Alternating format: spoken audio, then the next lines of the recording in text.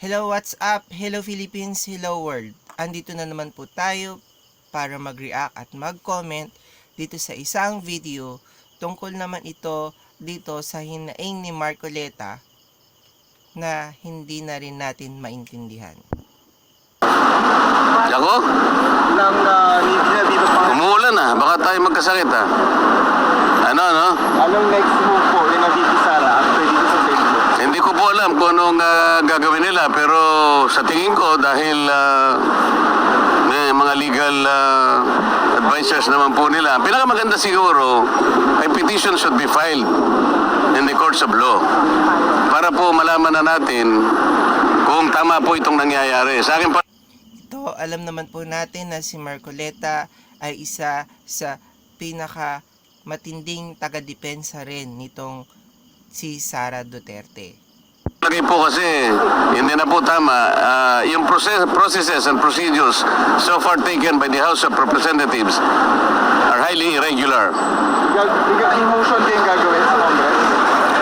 Meron namang meron na Ito, nagsasalita na rin siya against sa House of Representative, which is belong siya. So ito rin yung lagi kong sinasabi na hindi talaga natin maintindihan ng isang tao, hindi natin mauunawa ang mabuti kung ano talagang ipinaglalaban niya pag meron talaga siyang kinakampihan. So dapat nasa House of Representative siya, kakampihan niya ang mga nasa House of Representative. Pero mukhang baliktad sa nangyayari. mga hearing sa Monday. I think I will attend kahit na masama ang loob ko sapagat ayaw ko nakikipag-away sana eh. Nakita nyo naman, nung una akong umattend doon, nagre-raise lang ako ng mga issues about procedures.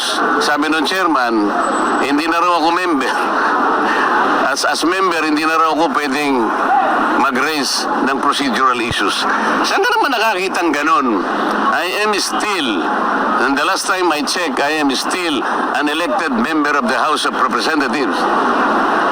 At dahil nga, member ako ng House of Representatives, kahit anong committee yun, kaya sabihin nilang hindi ako member, pwede ako magsalita at mag-participate. Kung Alam naman po natin, alam naman po ng taong bayan kung ano po yung mga pinopropose niya o yung mga kino-question o yung mga sinasabi niya nung mga panahon na nagsasalita siya. It's all against the Congress. You are a congressman. Dapat kumakampi ka sa institusyong kinabibilangan mo. Kaparehas mo na rin si Sara Duterte. Vice President siya, dapat kumakampi siya sa government kung saan nakatayo siya. Ilan nila ako, di ba nyo naiintindihan kung anong klaseng procedure, kung anong klaseng tuntunin na ang meron kami? Ang 17 taong ko na sa Congress, ngayon ko lang po nakita ang mga pangyayaring ito. Nalulungkot po ako, nagdaramdam ako, nai-stress ako kung bakit nangyari ito. Ito lamang pagdinig na ito in aid of legislation. Kayo po na nasa media, alam kong nalalaman na ninyo, hindi na po in aid of legislation. Iyan. So, may mga sinasabi siyang pwedeng oo, pero itong mga sinasabi niyang ito, dinidisagree niya na ang ginagawa ng Congress. Yung mga pag-iimbestiga, yung mga ginagawa ng Congress. Trabaho po ng Congress yan. Congress is responsible for creating, debating, and passing laws on a wide variety issues such as national defense, the economy, healthcare, education, and the environment. Oversight. Congress oversees the executive branch and the other government agencies to ensure the laws are implemented correctly and efficiently. It conducting hearing, investigation, and reviews the action of the President and the federal agencies. So, obligasyon po ng Congress na mag-imbestiga at scrutinize lahat ng budget. Ito po na isinasaalang-alang namin yung paggasta at kailangan po nating busisiin. Tama naman po yun. Lahat tayo katungkulan nating maging transparent, maging accountable. Ang tanong, ang House of Representatives po ba ang gaganap sa tungkulin ng Commission on Audit? Pagka gano'n, tanggalin na po natin ang COA sapagkat sila na po ang nag-audit. Wala po sa tungkulin namin ang mag-audit. Kung sasabihin nila, representatives po ba ang gaganap sa tungkulin ng Commission on Audit? Pagka gano'n, tanggalin na po natin ang COA sapagkat sila na po ang nag-audit. Wala po sa tungkulin namin ang mag-audit. Kung sasabihin nila, hindi kami nag-audit. Ang ginagawa namin is investigation in aid of legislation. Okay, kung yun ang ating objective, bakit isa lang inimbestigan natin? Ilang opisina ba ang merong confidential fund sa palagay nyo? May idea ba kayo? NGAs na lang, National Government Agencies. Ilan ba karami ang National Government Agencies? Palagay mo na lang 500. Okay? At yung kalahati nun, binigyan ng confidential fund. Di 250 yun. LGU, sila lang LGUs. Mga mayors and gobernador. Palagay mo lang 1,000. Kalahati nun, 500. So di 750 na yun. What about the GOCCs? Government-owned and controlled corporations, mga 300 yan. Kalahati. Nakakatawa naman talaga itong si Marcoleta, no?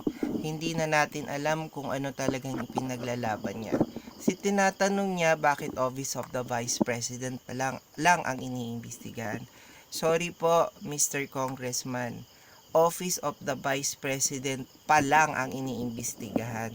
Pero, iimbestigahan na rin nila yung mga ibang agencies na binabanggit mo, nabanggit nga ni Congresswoman Luistro, na iimbestigahan nila lahat dahil may mga anomalya na pasimuno nga ang pinagtatanggol mong si Vice President Sara Duterte. So hindi talaga natin maintindihan minsan ang tao kung ano talaga ang himutok ng dibdib o anong gustong iparating sa taong bayan sapagkat meron silang kinakampihan. Opo, matalino po kayo at marami pong umaasa din po sa inyo.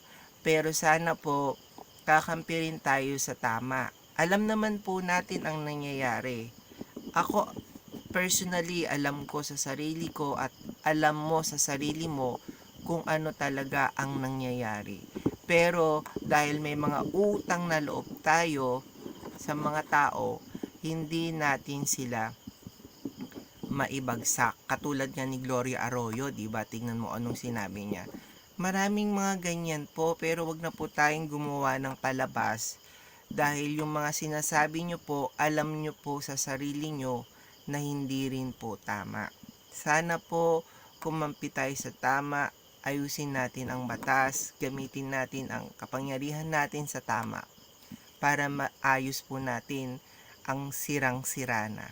Yun lang po, adios.